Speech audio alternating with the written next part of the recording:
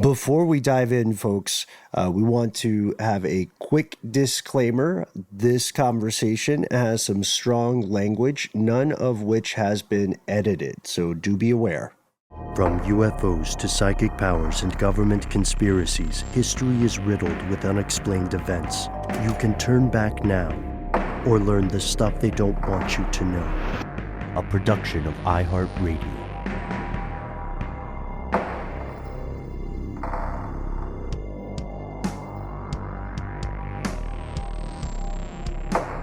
Hello, welcome back to the show. My name is Matt.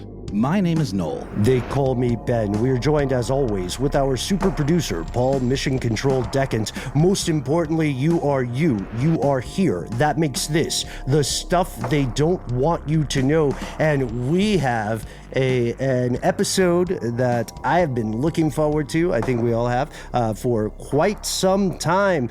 You have heard about Havana Syndrome. In fact, we did an episode on this very concept not too long ago, but time has flown during our days of pandemic.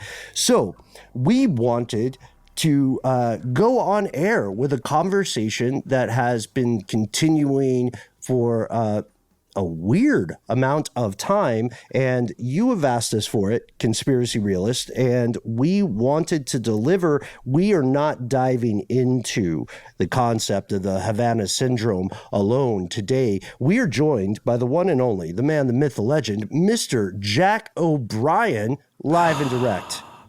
Hit me. Hi, guys. How are you? Thank you for having me. Very excited to be here. This is one of my pet subjects. This is one of the things that Miles would play the Curb Your Enthusiasm music when I started talking about it, because he's just like, here we go again. Yeah. The stare down music? Yeah, I think that's the one. No. First off, as we're recording, it is Mr. Miles of Gray's birthday, so happy New Year to you, Miles. Yeah, and this conversation's a long time in coming, because Jack, you and Matt and Noel and I have been in a weird situation with Havana Syndrome. We are the guys who keep bringing it up to the point of like exhausting the attention of our friends and our loved ones, and we're probably doing that actually move to them where they say something and we go, actually. I've given up, by the way. I'm just like, I've come on here to do my last talking about Havana Syndrome, so this is it. I promise. My wife, she made me promise in couples therapy, so yeah. Oh, okay. All right. Well, we're gonna help you keep that promise, man. But before we get into Havana Syndrome, let's talk a little bit about your background for anyone who somehow isn't aware. You are the creator of Cracked.com. You have also been, for quite a while now, one of the few people more busy than us in the world of podcasting with a little thing called the Daily Zeitgeist. What's the Daily Zeitgeist? Yeah, so it's a twice daily podcast. I don't know why we did that. But it's not even in the name. You should call it the Twice Daily Zeitgeist. we do an hour-long episode that drops in the morning and is more like outlined and thoughts composed, and then we just check in the afternoon and tell you what's trending. But yeah, it's been Miles Gray and I and a guest, along with super producer Anna Hosnier, and just kind of combing through what is happening in the zeitgeist. And it's fun. It's I think we started it during the Trump administration, thinking like, well, this will last as long as the Trump administration lasts, and like we feel like we have so much to say that our heads are going to burst. And then it's actually gotten more fun to do, like a lot of parts of life outside of that administration, and it's freed me to talk and think about things like Havana Syndrome. Well, before we even get into that, just regarding covering national events and the news and the zeitgeist. Have you guys been covering the rail strike that's like about to either kick off or be okay? Yeah, we actually were covering that on today's episode, and we kind of got head faked by the mainstream media being like, it's over, we got a deal and the unions are happy, and then the unions being like, we haven't agreed to anything just yet. But yeah, we have been talking about that and kind of the rise in labor in the US, and it's been cool. You got to love pre-written press releases like that where they actually don't wait for the real news to drop. Yeah, it's fine. Yeah, we're good. Yeah. We're just going to do it Onion style. They'll read the headline. Let's spend the time writing that. Well, the headline is that President Joe Biden, secured a tentative deal. That was the headline. It's yes. Right. Okay. And the demands, the request, I don't even like calling them demands, the request of the rail workers are super not crazy. They're things like, can I have a little vacation if my mom is sick? And then can I go to the doctor? Can I go to the doctor without getting in trouble with work, essentially? We actually just did an episode on the Luddites, the history of the Luddites for Ridiculous History. And back in the early days of textiles, there were these individuals with a job called croppers. And their job was to like kind of smooth out the pieces of fabric. And they were these high demand, very specialized workers who were able to demand all of this, like paid vacation, and like they had Mondays off just to get drunk, and all of this stuff that they were able to command because of the fact that they were very good at their jobs and they had this like legacy kind of knowledge around this. And then the Industrial Revolution comes along and everything scales, and it's no longer about quality, it's about quantity. And it's just interesting trajectory and seeing where we are now with all this labor movement stuff. How it's scaling is always come good. To a head. Always great news. I mean, it's good for somebody. Not necessarily That's right. People that need to feed their family. What if you could do this one thing that's special to you, but do it like 100 times? Also, we want to pay you less and you can't take days off.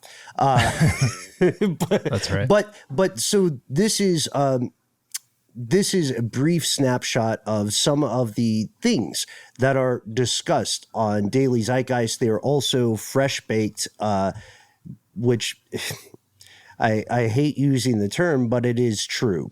And what this means to me is that when the concept of Havana Syndrome first hit the national consciousness. All right, I'll say it. When it first hit the zeitgeist, there was I shout that anytime someone uses that word. It's very annoying to be around. Yeah. So let's start here, Jack.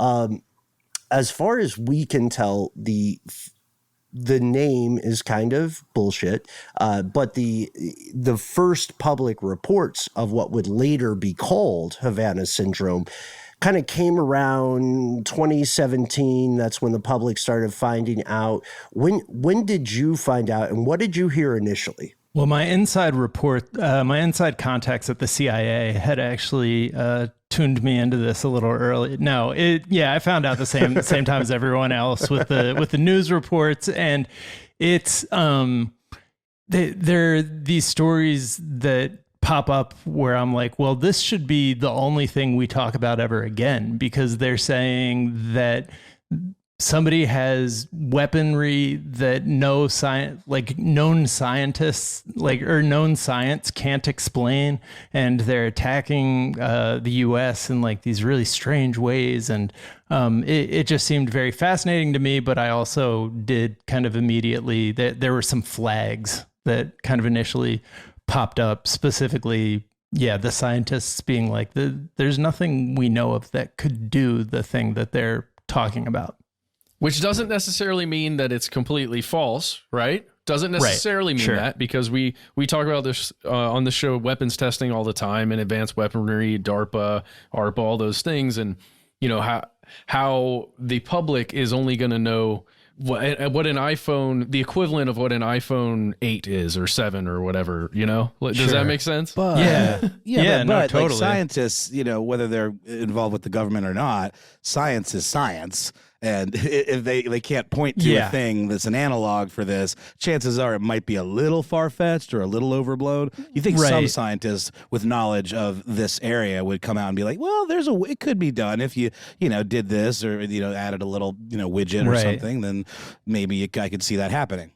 The vague some vague scientific reports being like, well, their voices would get high pitched as I read them in the news. Like, well, if you like, kind of. But then there would be the other scientists who were like, not only does nothing like this exist, but theoretically, like, sound doesn't do that. And microwave, like, if you were going to create a microwave weapon like this, it would be so loud and so huge that you wouldn't be able to just energy. Yeah, it requires so much energy. Like, all the lights in Havana would dim at the same time. Like, it seemed like the symptoms wouldn't even be the same. I don't think. Right? Isn't that part of it too? The symptoms don't really align with the microwave infiltration. And the symptoms aren't the same from person to person in a lot of the cases. So that was another thing. And at Cracked, we did a lot of nonfiction and then just reading the news every day for since we started the Daily Zeitgeist back in 2017, I believe.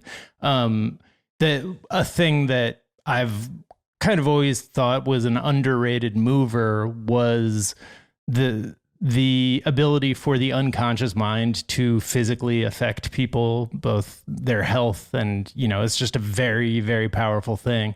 So I think the thing that helped me get my mind around it was just thinking of it not as anybody is making it up, nobody's making it up. These are people to whom this is happening. They're not doing this. They're not intentionally creating a lie to get out of work. It's not weaponry was kind of where I landed on it. Yeah, you're thinking, I think we're on the same page there.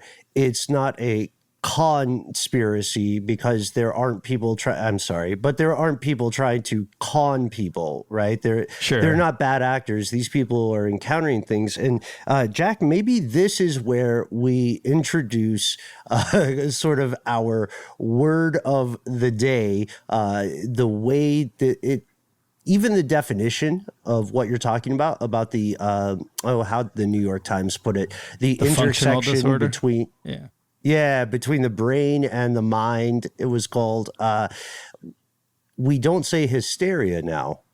There's a different word, the P word. Yeah. Psychogenic. Oh, hysteria. Okay. I was going to say it's a fun-spiracy, not a conspiracy, a fun-spiracy. Psychogenic is sort of the term that most sides use. I think the people, so the place that I was reading everything that I could get my eyes on about Havana Syndrome, and the first article that I was like, okay, this all kind of coheres. And I had read, the New Yorker was reporting on this. I love to read a New Yorker article and then tell people I read a New Yorker artitle. And so they know, so you can high road them. Yeah, exactly. But even the New Yorker articles weren't really cohering, in terms of the kind of total truth of what was being talked about. And this New York Times Magazine article that was in the health issue was the first thing that kind of made it make sense to me. And they focused on it. The person who wrote the article is not somebody who reports on, diplomacy or weapons. They're in the process of writing a book on something called functional disorders.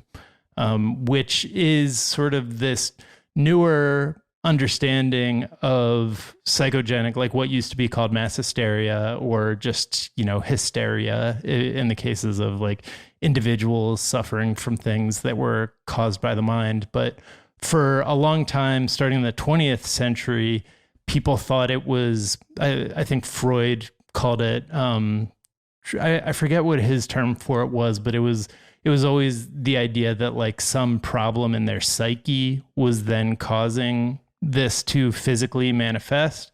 And conversion disorder. Conversion. Yeah. You convert some, desire to fight your dad and, have sex with your mom into this thing, And so this new understanding is that it's a neurological thing. So it's not a thing that necessarily you can untangle to something that happened to you as a child, or, you know, something that you're even psychologically aware of. It can be, it's really like they don't have an explanation. It's more about something that is unconscious to you that is causing this to happen to you that you are not aware of, but it's not you causing it, really. It is something in your neurological makeup that is causing it. That's like sort of getting locked into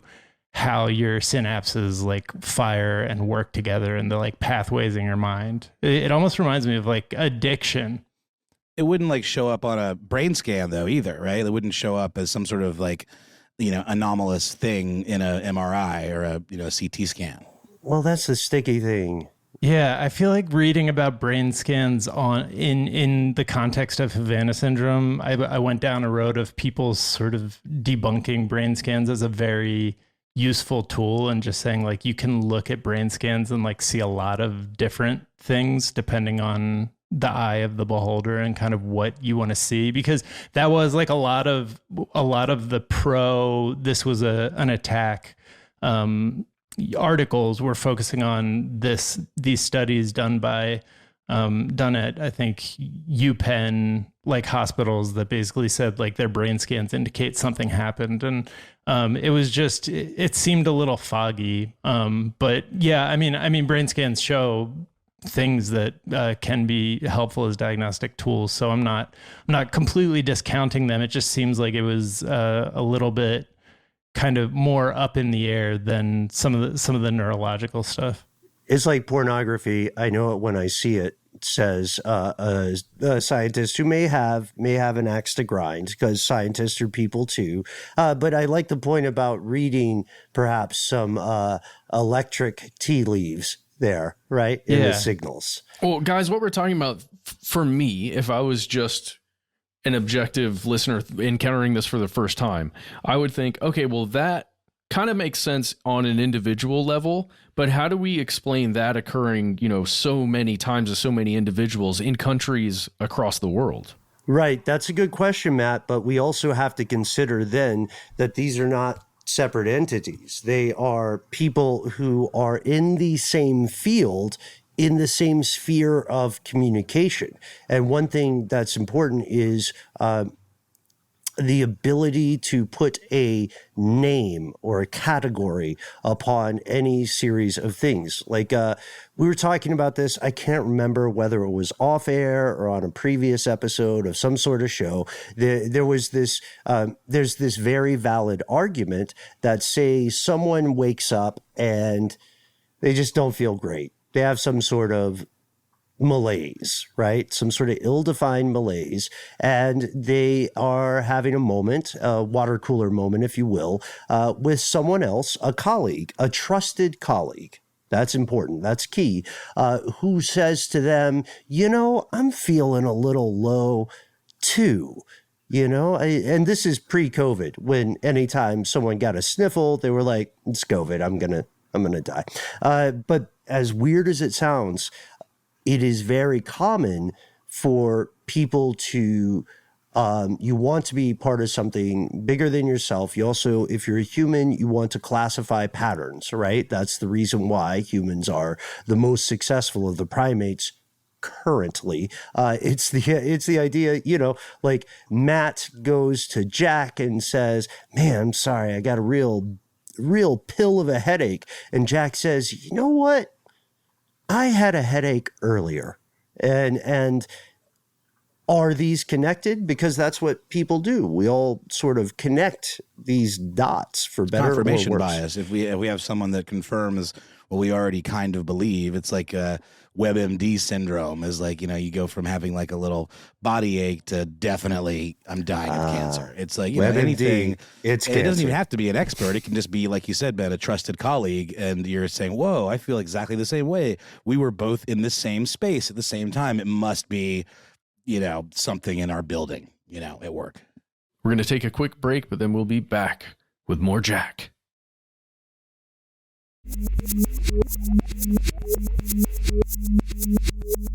And we're back with Jack O'Brien talking about the Havana Syndrome.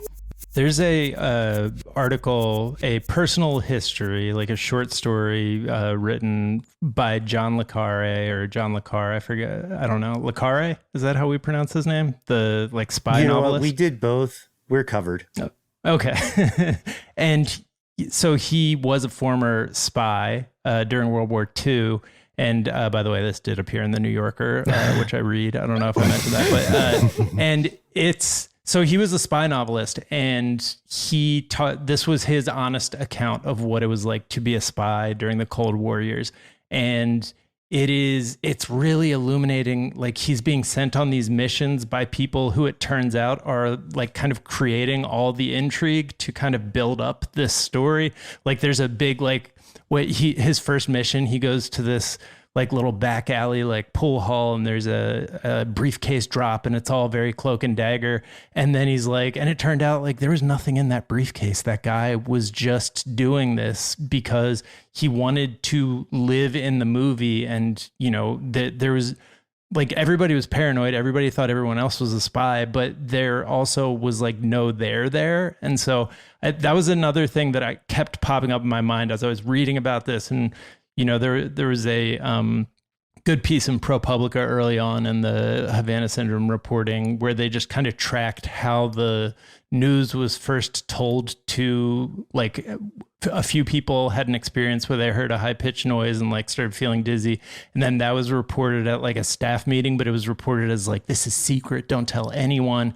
And I can totally see how it would have created a feeling of not being safe, and putting myself in that position and knowing how susceptible I am to suggestion and, you know, body over mind, mind over body stuff. I totally can sympathize with like that. That really helped me get my mind around, like, this is not something that they are making up. This is something that is happening to them because of a unique combination of us as Westerners not understanding sort of the mind-body relationship and how powerful the mind is in terms of illness, and then also how powerfully weird it is to be in the CIA or be a diplomat and stationed in another, you know, in a place, and, you know, rumors come up about like, well, they're attacking us, or, you know, this person had this weird experience, like, don't tell anybody. It felt like it was kind of ripe for the sort of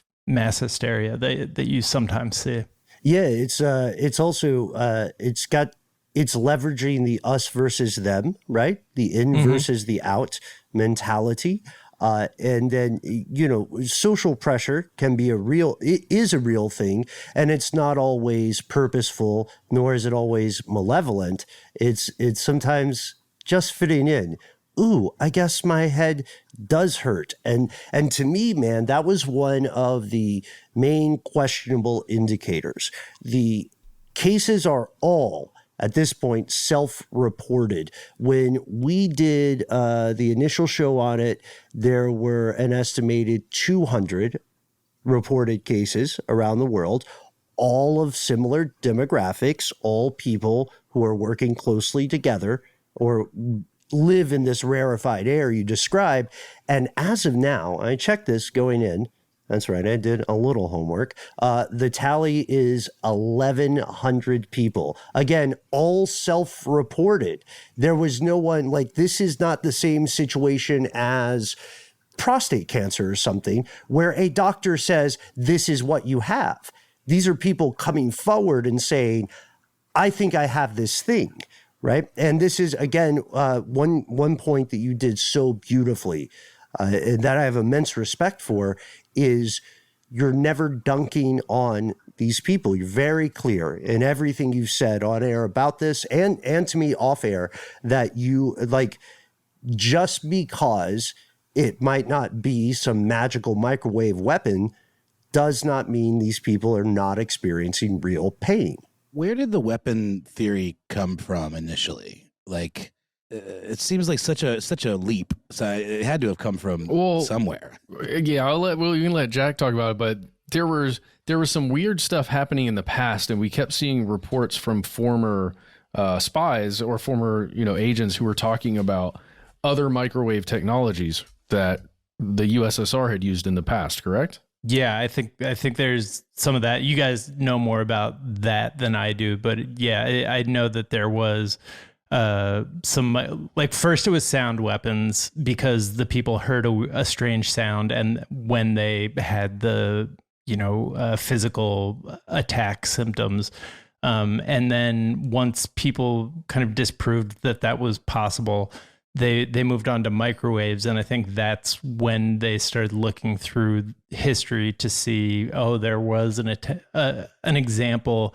of Russia, who I think people immediately liked for this because both sides wanted. So I think my overall feeling on like where it comes from is like in paying attention to the news, like overall the mainstream media in the US has a pro making money bias and an underrated thing that makes money. And it's not making money for the most people. It's just making money, and so if there's one person who lives in the suburbs of Virginia stands to make $1 billion, they're going to find a way to, get that story seeded and make that $1 billion. And, an underrated way that people make money is through the military industrial complex. And so like creating a super weapon that is generations ahead of what we have access to. That's how we funded the 20th century in the United States by being like, Russia has way more nuclear weapons than we do. So we need to keep revving up. And it wasn't true, but it was good for business in the military industrial complex. We have a defense gap. Yeah. Oh, exactly. And the USSR also had psychic soldiers, right? And we had to dip our toes in there. Mm-hmm. Yeah. Yep. And thank you for your service, goats. That was that was solid. You're real heroes. This is 100% true. This is one of the largest, most consistently profitable industries in the West in general, but in the United States in specific. And you can, that's not a conspiracy theory. That is objective. That is proven. You could call it a conspiracy, but you can't call it a theory. We see this, I think, we see this add high octane fire to the existing blaze, right? When folks like Christopher Miller, former Secretary of Defense in the Trump administration, immediately hears about this directed energy thing and says, hey, not only is that, he gets all made for TV commercial with it. Basically, he's saying not only is it an energy weapon, but it's an act of war, and we're left behind on this. If it's we don't in that way, if we don't beam the headaches in, someone's gonna beam them at us. You know what I mean? Also, right. Also, we need more money. Almost every government statement ends with "also, we need more money." This is fascinating because the politicians at play who were championing a lot of this stuff and were indeed holding the purse of funding, they were not so worried about the psychogenic aspects, right? They were not so worried about this, and they were likewise not particularly concerned with even theoretically proving the application of what they called a directed energy weapon, which is such a bullshit phrase, right? Directed energy weapon. They're just three words that sound great together. What? That's completely logical to me. I'm going to direct this energy beam. It's a Kamehameha style attack. Come on, that's real. Uh-huh. I think if you see that it acronyms out to DEW, you understand that this is a Mountain Dew based op. This is all part of some viral marketing. Yeah, thanks. We got him. That is my other obsession, folks. Is Mountain Dew. It's the Caribbean blast. Also, a lot of people don't know that Camila Cabello song Havana is about the Havana Syndrome. It's all super subtly masked, but Havana, nu na na. Yeah, seriously. Like, go look at that's the coded. lyrics, guys. I mean, we shouldn't have to tell you guys this. Come on. Yeah, go to genius.com. You know what I mean? Don't take our word for it. See for yourself. But Yeah, the ooh-na-na is them experiencing. That's like when they're like, Havana, oh, that hurts. Ooh, no. And the whole thing is really a series of acronyms. So take your time, write the acronyms out, and send them to us, and do the whole song. You know what I mean? Don't be a coward. So the thing that I think stays with us is, like most people, we were delving into this story. And I think all of us were very careful not to draw our own conclusions. We're comparing information sources. We're looking at statements, again, by multiple scientists who, in the early days, right, in 2017, they didn't all agree. And because it was science reporting, they were misquoted often, or, there was a little hyperbole with their stuff. But one thing that is clear to me is that the story had continued. There was something that happened just in this past August, as we record, on August 24th, 2022. The New York Times reported the CIA, everybody's favorite company, had started compensating, again, self-reported victims of Havana Syndrome. And what's interesting about that is, at the same time, almost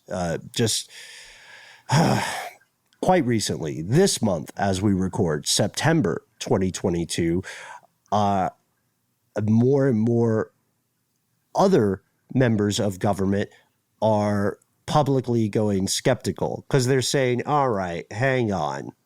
These symptoms are ill-defined, pardon the pun, but there's not a specific thing we can find, which means there's not a specific thing we can test for, right? So are we not correct to be skeptical? And unfortunately, Uncle Sam kind of made an unpleasant bed generations before by I like the idea of an unpleasant bed. I'm sorry.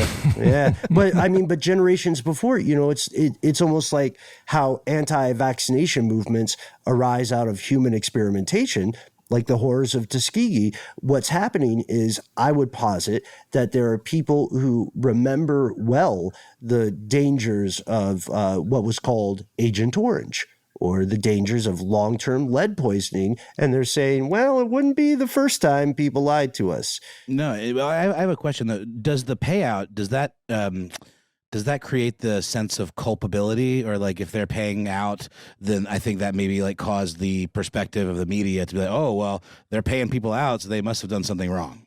Like workers' comp, right? Right.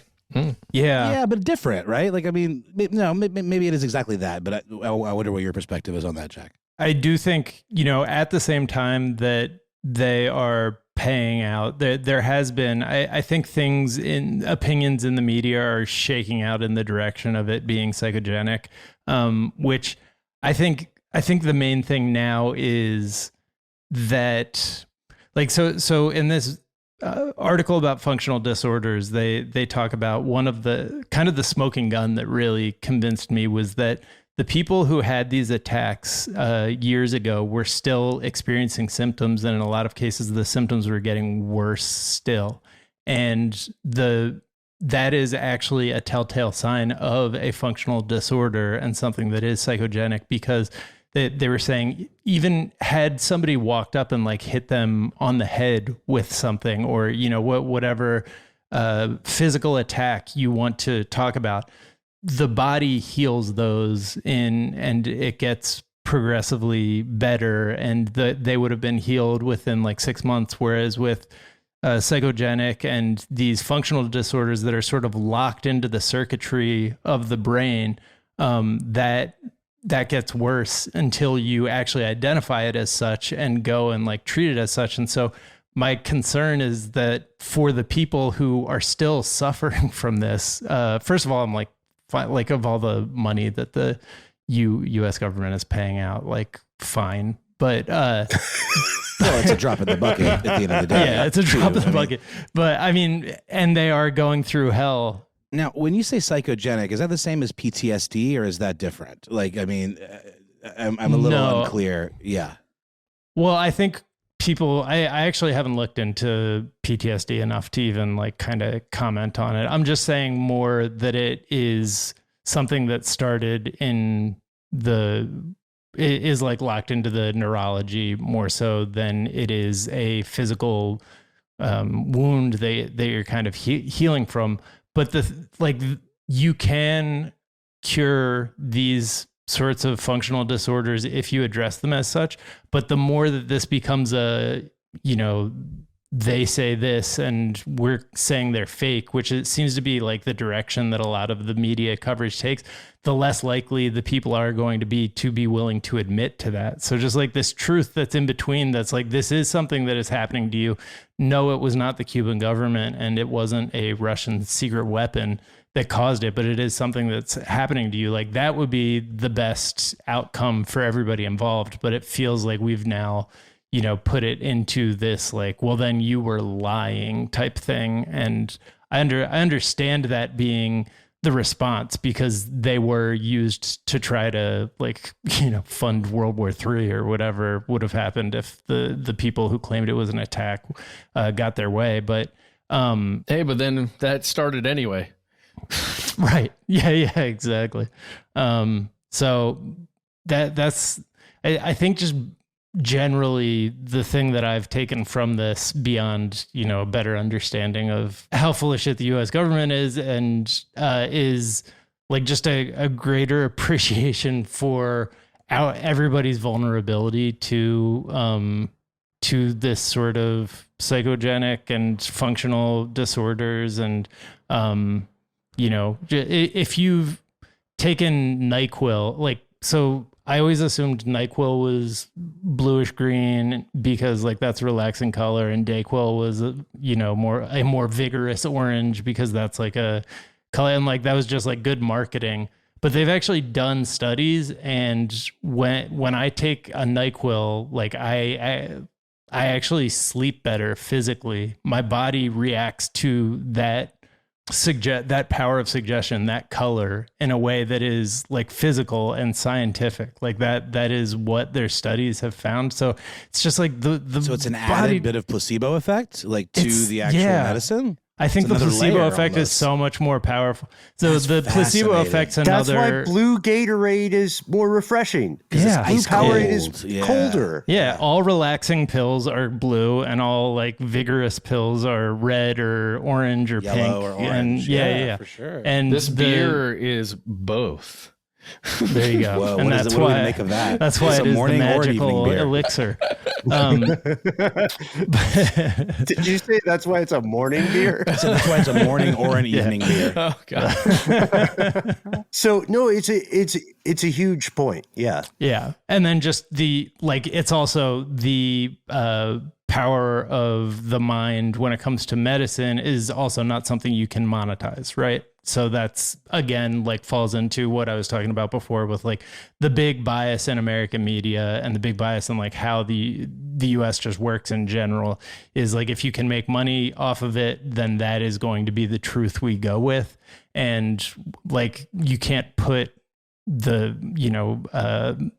meditation in a pill necessarily. Yeah. Right. Holistic medicine and meditation and mindfulness are not money makers. They might sell books apps. If you're a niche kind of. They'll sell the hell out of an app. Apps. Right. No, for sure. But that's its own thing. But if you're big pharma, you have no way of commodifying that. There's nothing. You can't inject that into a pill because it is something that is sub-medical. It is something that requires discipline and reading and thoughtfulness. Hold the phone. If you're listening to this on a phone, you might already be holding the phone. What I mean is we're going to pause for a second, and then we're going to return to dive further into the conversation about Havana Syndrome with Jack O'Brien.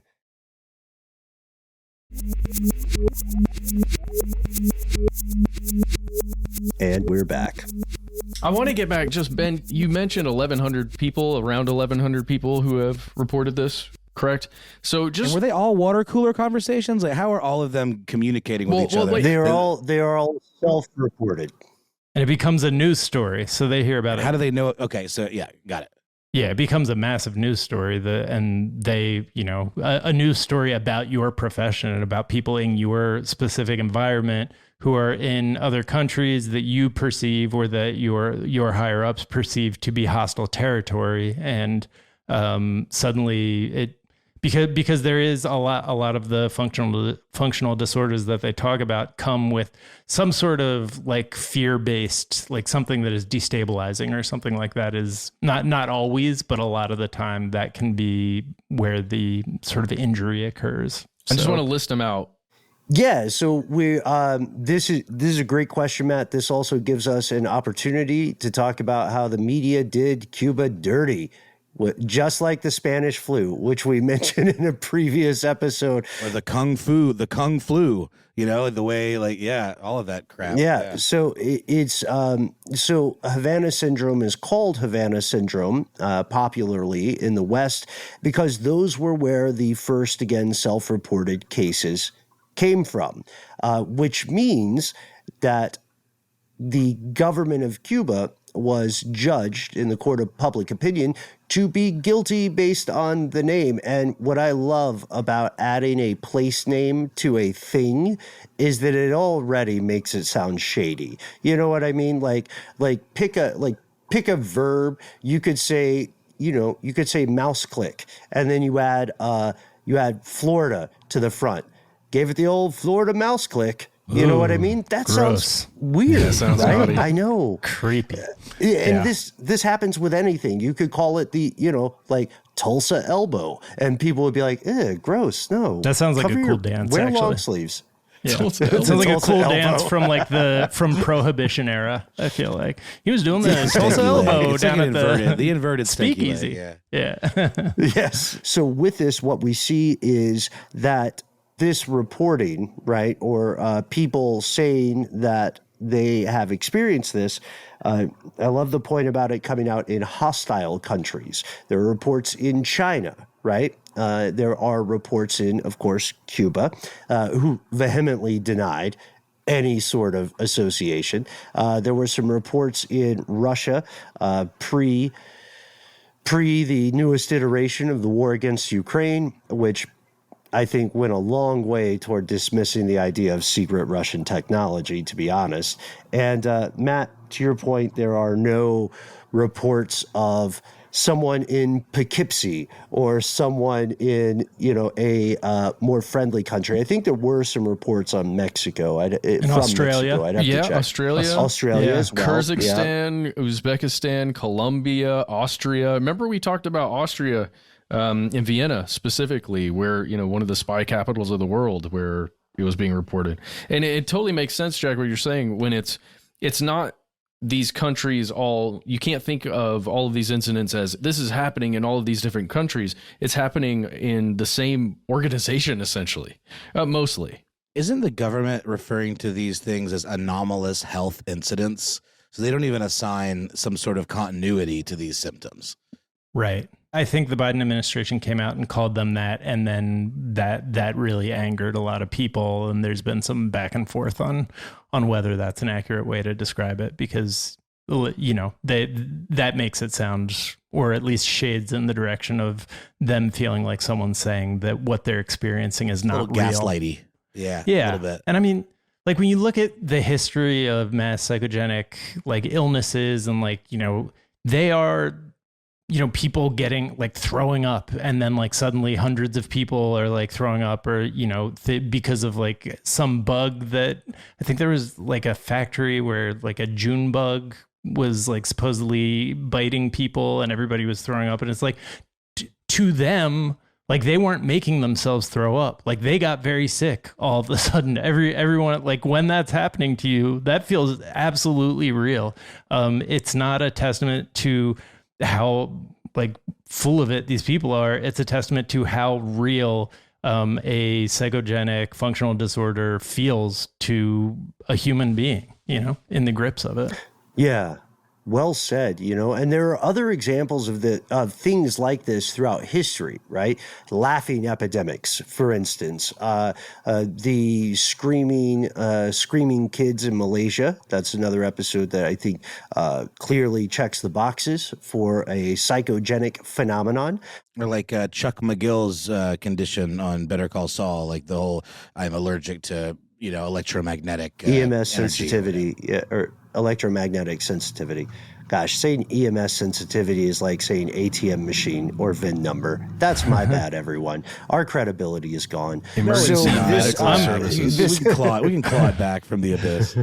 I'm leaving this show. I can't believe you just said that. I'm out. No. So what we see here, if a conspiracy exists, if we think in terms of objective plausibility, it is less plausible that there is a secret sci-fi level weapon that has only been used in these instances than it is plausible that there is a psychogenic phenomenon at play. And when we realize that, when we have this benefit of retrospect, the important thing to know is something that you have said from maybe not day one, Jack, but from let's call it figurative day 7 about this. People aren't trying to get over. They're not trying to fool anyone. They're in pain. They're concerned. They want to feel well. And the conspiracy I think that is plausible is that opportunistic political forces saw this as an avenue for funding. No question.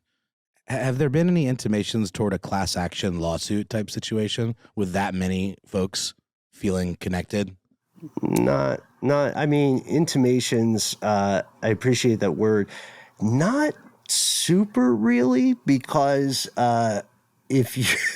because working for a government is not at that level is not quite the same as working for iHeart or something. I did see an interesting thing that a CIA task force found where they said that a lot of these cases could be attributed to, it was described as random and completely pedestrian factors, things like being close to faulty wiring, or even exposure to bug zapper type things, like ultrasonic pest repellents that are designed to get rid of possums and rodents.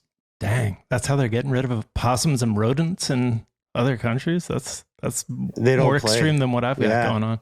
Well, no, I mean, it could have happened here. It could have happened while they were home. Right. The actual thing that led to the symptoms may not have had anything to do with their travels abroad. Totally.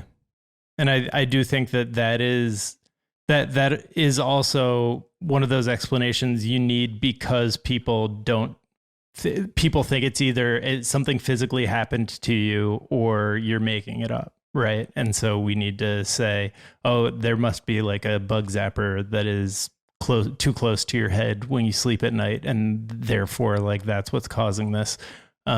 We also don't know, though. I mean, there are things that cell phones cause that we have yet to fully wrap our heads around. I mean, totally. Yeah, this podcast is brought to you by Orkin. Are you tired of your loved ones not having headaches and Havana Syndrome? Orkin. Okay, we'll see how that one plays out. Are you afraid of accidentally having a child? Put your phone in your pocket and keep it there, just like you have been. You'll be fine. Pocket phones, yes. The 2022 vasectomy, they're calling it. Killing your boys since 1999. Yeah, these are ad ideas that we're just giving them to you guys. But I think this is such a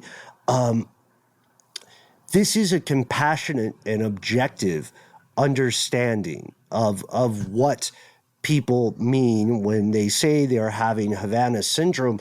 Also, another thing that argues against it being a directed energy weapon of some sort is that there has not been any sort of experiment to replicate the effects somehow. There has not been a successful experiment to do so. Therefore, there's not a comparable metric.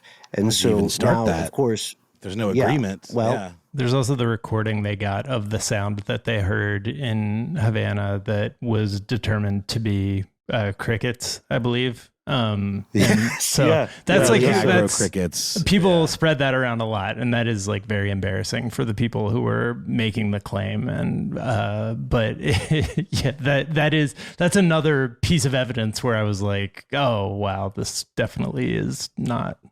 I've been in foreign countries where like the birds sound different, and I'm like, what is that? That is so strange. And then, it just turns out it's a bird that I've never heard Isn't this before. one of these things where it was for a time kind of taken on as like pet kind of talking points for a lot of high level government officials and like politicians, and now they're kind of walking it back a little bit? Yeah, again, that's part of it. If we are to put on our cynic hats, then we could say part of the cause for that step back is that maybe it's like NFTs, maybe the grift has run its course.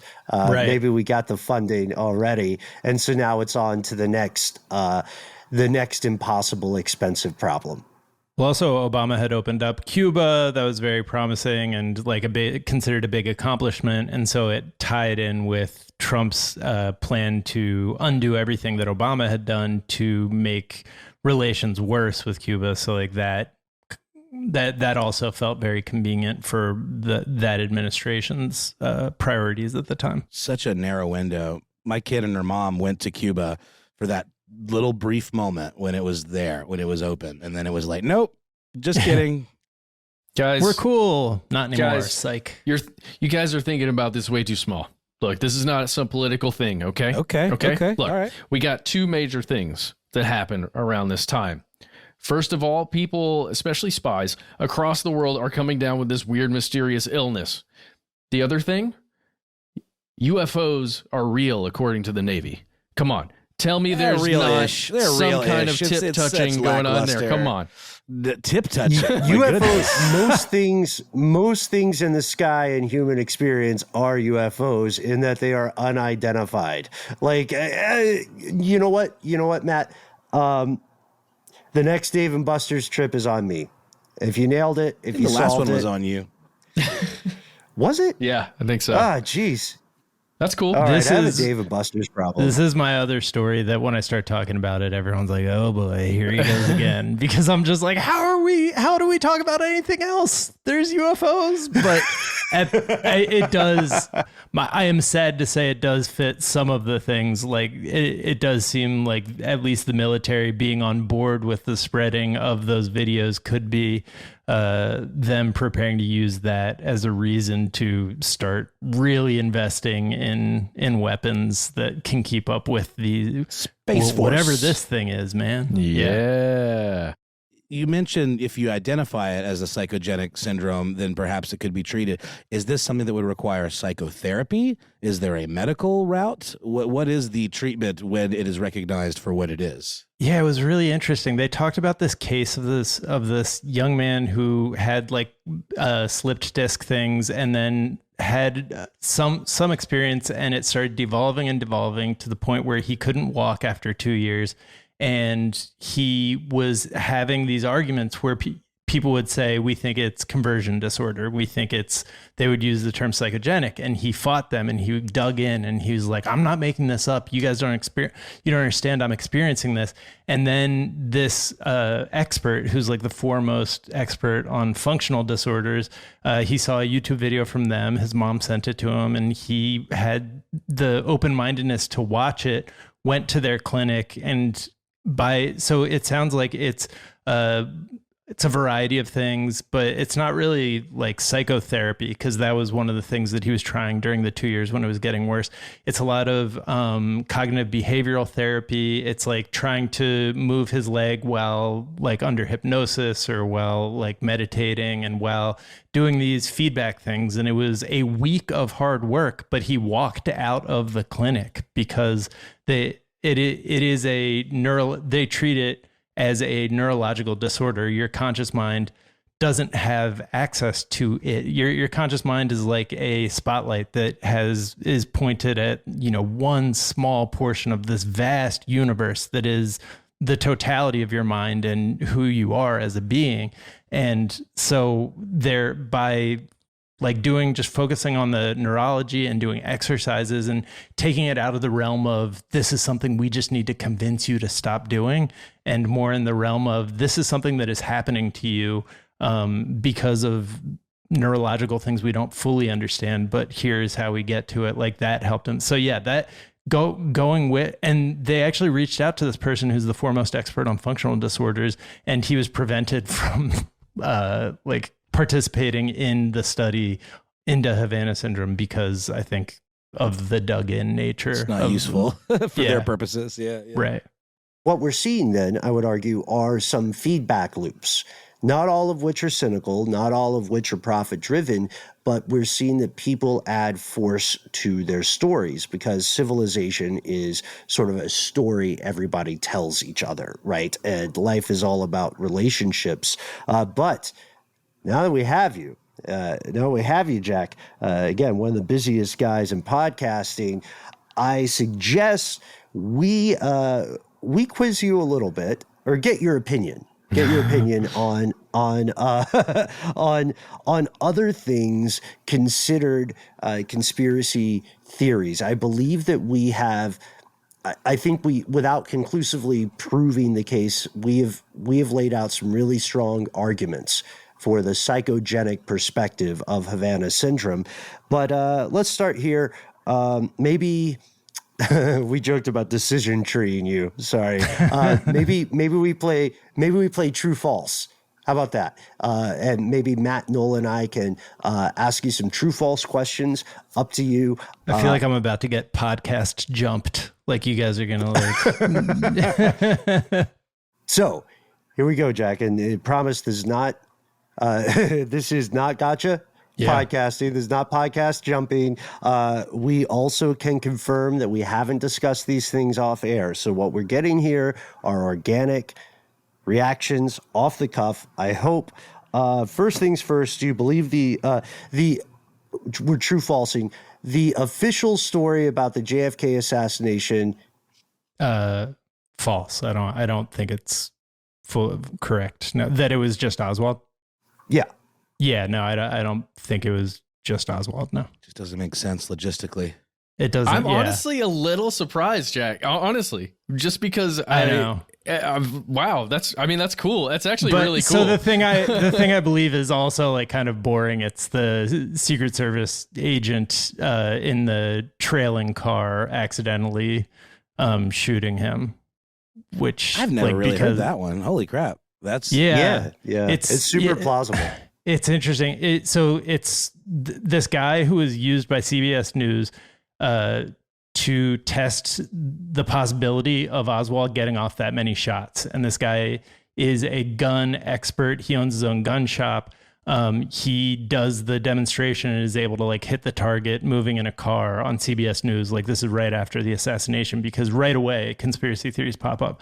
That guy like gets it in his head. He's like, but there's something about the whole thing. Like as he's doing this demonstration and he's like, there's something about it that doesn't make sense. And so he just like really digs into the ballistics and he's like, that third bullet doesn't act the way that the like Full Metal Jacket bullet coming from Oswald. That's the one. That's yeah. It doesn't act the like way the that old Chappelle joke. Right. Like the shot that, blew off the side of his head, to put it bluntly, acted more like a assault rifle bullet that, dissolves upon impact. And he realized that's what the Secret Service agents behind him were carrying. And he had also like traced it back to where he was like, it wasn't coming from where Oswald was. It was actually coming from directly behind him. If you just look at the physics of it. And so he found a picture and there's a Secret Service agent holding the exact gun that he said it looked like based on the wound they would have been firing. And this guy Bonner Menninger has this book called Mortal Error, and their theory is that it's not really a theory. The guys were out drinking all night the night before. very hungover. When the first shot is fired, the cars stop because they're like, what's happening? And that causes the rear car to slow down. He falls over and lets the shot off. And you would expect that to be a thing that like everybody would have seen that, but first of all, eyewitnesses did Tensions report. were divided. Yeah, and eyewitnesses did report smelling gun smoke at street level, which shouldn't have been happening if it was Oswald. Dude, yes. Yeah, and seeing gun smoke, and also like it was the middle of day, so it's not like you would have seen like a tracer or, the flash of the muzzle necessarily. But so that I think there was a cover up because of that. This guy Bonner Manager has a whole book about it that's really interesting that people should check out. But also that's Bill James, the Moneyball guy. He had that book, Popular Crime, or I think that's what he called it. But he read every one of the books on the JFK assassination theory, and he's like, this is the only one that makes sense, like of all the stories that people put together. Yeah, a lot of the other stuff demands a pretty impressive level of subterfuge and cooperation, which, while not impossible, is increasingly less plausible. I love that you bring up the Secret Service aspect because, as we found on this show, man, honestly, a lot of the real conspiracies are someone messing up in a position of power and then attempting to look like they did not mess up. Right? Yeah. That's like the cover up is let us continue to appear competent. But sorry, there's also really interesting stuff. I believed that for a long time. And then there's some really interesting stuff about George H.W. Bush, who didn't really have a connection with the CIA before they made him the head of the CIA. And the only real connection you can find on paper is that on the day of JFK's assassination, he's in Dallas, but they like changed the records so that it didn't seem like he was in Dallas. And then there's like a call to CIA headquarters, and it's like George Bush is in Dallas, and he's also like Mr. Dallas. I mean, that's like Texas that's true. Man, you guys know his street name? Tight. Well, that was Mr. just, Dallas. that family was Texas bound, Texas roots. That made me very suspicious of the CIA, but I still think it's probably more likely what you're talking about, which is people messing up and trying to cover it up. I remember that old movie Bush Does Dallas. So guys, I've got one more question for you, Jack. I've got one, if that's okay, really quickly, guys. I know we're running up on time. We solved Havana. We solved Havana Syndrome. We solved the JFK assassination. So, let's get to the next one. Well, this is my Havana Syndrome topic that you're mentioning, where I bring it up way too often, Jack. Do you think it is possible that we are living in a simulation? Yes, I think it's possible. How possible, Jack? Go on. I have no evidence that we're not. Jack O'Brien here is 2 for 2. And when I've gotten too high in the past, I don't do any of that anymore. But when I gotten too high in the past, I was absolutely convinced that we were living in a simulation. Oh man! That is so mind synced right there. Exactly the same. It also depends on your definition of a simulation. I mean, yeah. We are in an environment that was created, without our involvement or knowledge, and everything we do is just to kind of like deteriorate it. So like, is life just by its very definition not a simulation? Like, a lot of philosophers talk about the theory of the cave, the idea that we're just looking at like projections on a wall. I just don't cave. Yeah, I don't know. I just think it's a very. It's just getting high over here. I think it's very interesting, and it's. But bro, like, what's our definition of us, man? Sorry. As much as the thing that made me the most uninterested in that, because I do think like there's really interesting conversations about the simulation stuff, but then now I feel like everybody heard about it through Elon Musk, and I'm like, you ruined it for because didn't he say that on like somewhere? No, man, we were talking about holographic universe theory, and what was that, Ben? Like 2011? Oh yeah, there's no better way to make something uncool than for Elon Musk to tweet. I know about that bummed me out so much. I was like, I love this theory though. So is yours based on the idea that like mathematically, like simulations are going to be getting more and more realistic, and there will be more and more people making more and more simulations and more opportunities to create them. So it's actually more likely that it's a simulation than actual physical like reality. I don't know. All I know is that feels correct to me, more so than some of the other probably actual explanations of what we are right now, like what all this experience is that we're all sharing. Yeah. I don't know. And I'm not high, and I haven't been high in a long time. Yeah. Reality is a psychogenic illness. Oh man, here we go. There you go. Solve this one. We're done. Dunzo. Yeah. You just nailed it. That's like a Soundgarden lyric. It surely is, actually. And if they play the guitar in a weird enough time signature, no one's going to question it. Once again, go to genius.com if you want to learn the truth behind all of your favorite song lyrics. I think we have, we're getting to the end. I think we have time for just one more true false conspiracy from Jack O'Brien. Matt Frederick did one. I did one. Noel, the honor goes to you. Well, I didn't really prepare for this. Holy cow. Just pick your favorite, man. We've done so many. Favorite. Okay. True, false. There are species of sentient life that have not yet been discovered. Species of sentient life that have not yet been discovered. So that could be extraterrestrial, either cryptids, or whether they be Bigfoots or aliens. I definitely have an anti-cryptid bias. Like I'm not. I do too. I think we would have found them. We would have found bones. Yeah. We would have found something on this planet. So let's throw that part out. Let's just go with the however many trillions of other planets there are, that we can't possibly reach.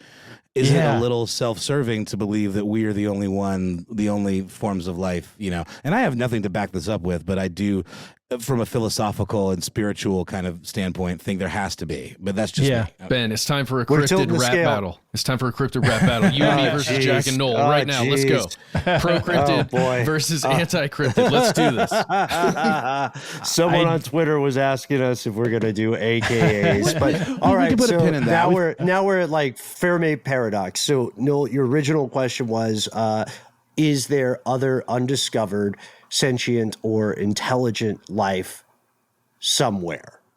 Or there was stated in the affirmative, true or false? So you can say true, false. I think true there is. I don't know that they visited us. I do have a theory that involves military-industrial complex that like they have visited us, and the fact that they're not declaring war on us is the reason it's being kept away from us as a conspiracy, because the military wants us to think that, well, yeah, sure, every advanced species is going to immediately attack you. That's why we need to like build up all this arsenal.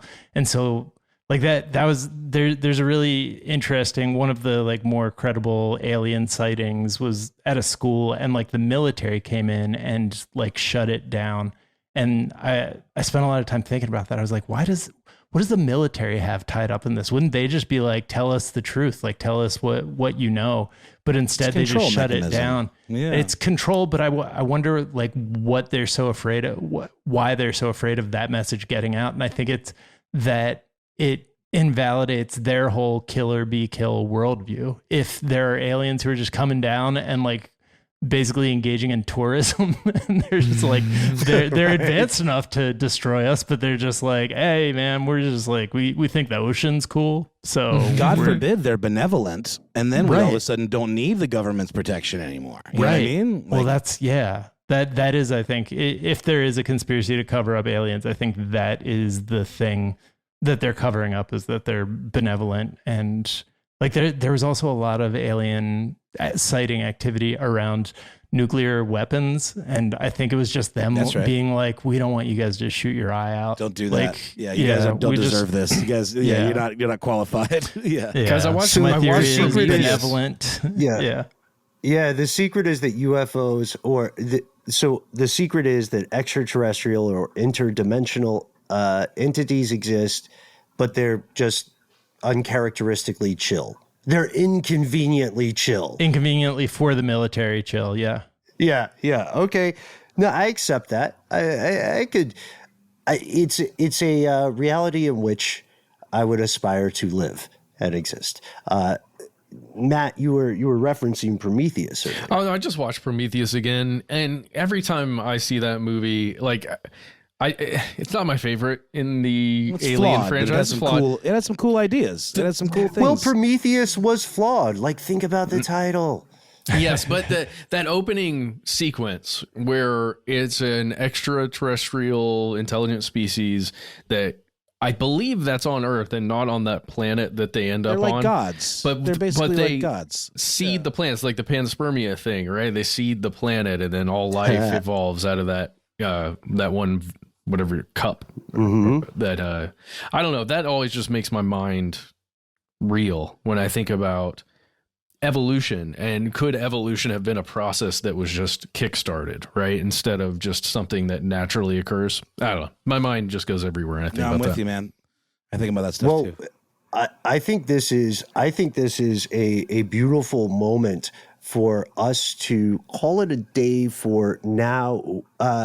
Jack, you have gone 3 for 3 on true false. Amazing. And also the three of us didn't work on this. We didn't conspire in secret to find good questions. You did happen to hit all like 3 things I love talking about on the show, as any Daily Zeitgeist listener will tell you. So I don't think any listener is going to believe we weren't stoned for the last half hour of this conversation, but I promise we were not. We're all in separate locations. Bro. That's right, man. Hey, if you don't listen to the Daily Zeitgeist, seriously do that. Like, at least check it out. Give it a try. It's worth your time. It is, and we might be making Jack uncomfortable by saying that in front of you. I don't give a shit. But so the beer's hitting Matt. I think that's our time. So maybe we will have that cryptid rap battle. Or let's make it a cipher and not quite as hostile in the future, right? We don't need to take all our cues from the military-industrial complex. But in the meantime, Jack, where can people learn more about you, your work, and your other shows? Jack doesn't just do Daily Zeitgeist. You also have Mad Boosties.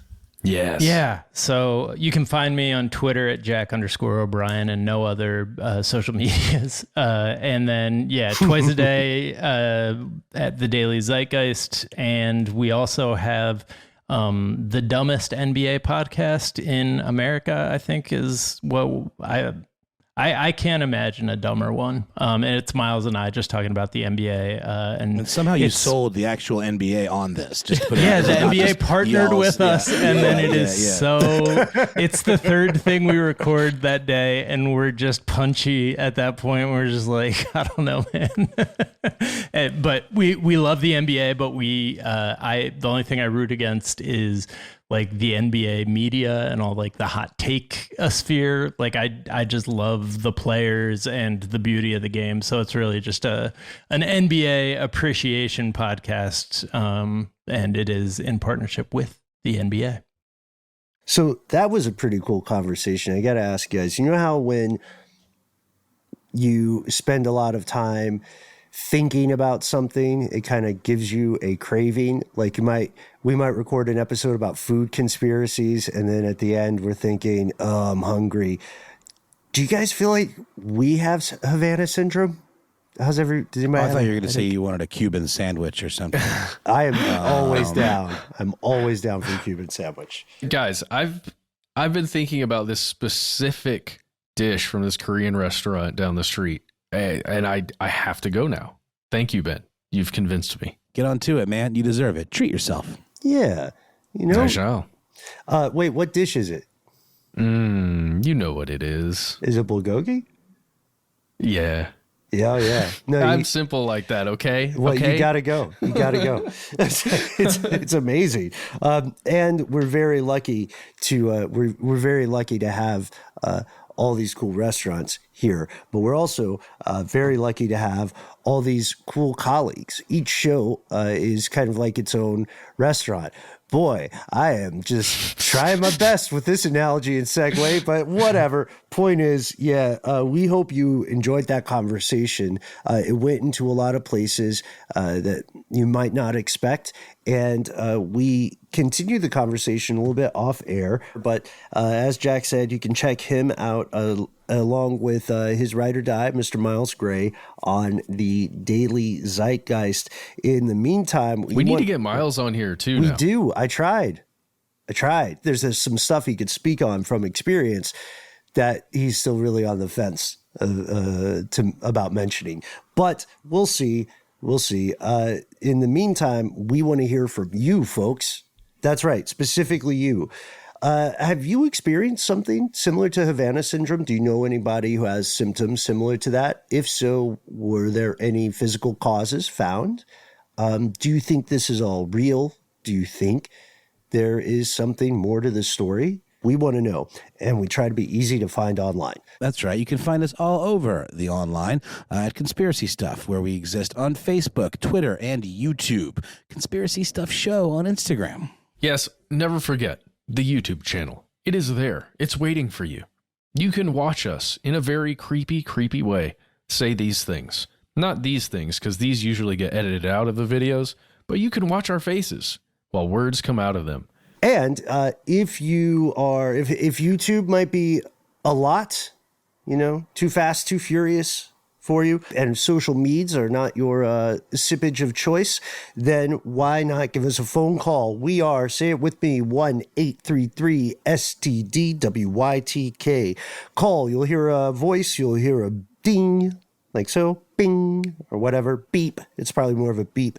And that's your signal. You're off to the races. You got 3 minutes. Those 3 minutes are your own. Tell us what's on your mind. Give yourself a cool nickname, moniker, AKA, as they like to do on TDZ. Second most important thing, let us know if we can use your name and or message on air. First most important thing, don't edit yourself. One call is usually all you need to reply. If you need more than that, then we have a way for you to cheat time.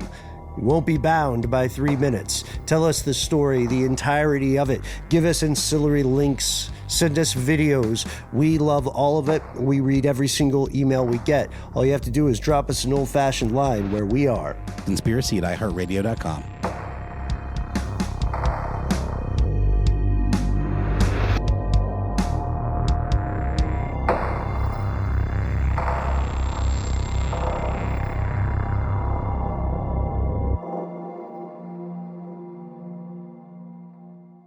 Stuff They Don't Want You to Know is a production of iHeartRadio. For more podcasts from iHeartRadio, visit the iHeartRadio app, Apple Podcasts, or wherever you listen to your favorite shows.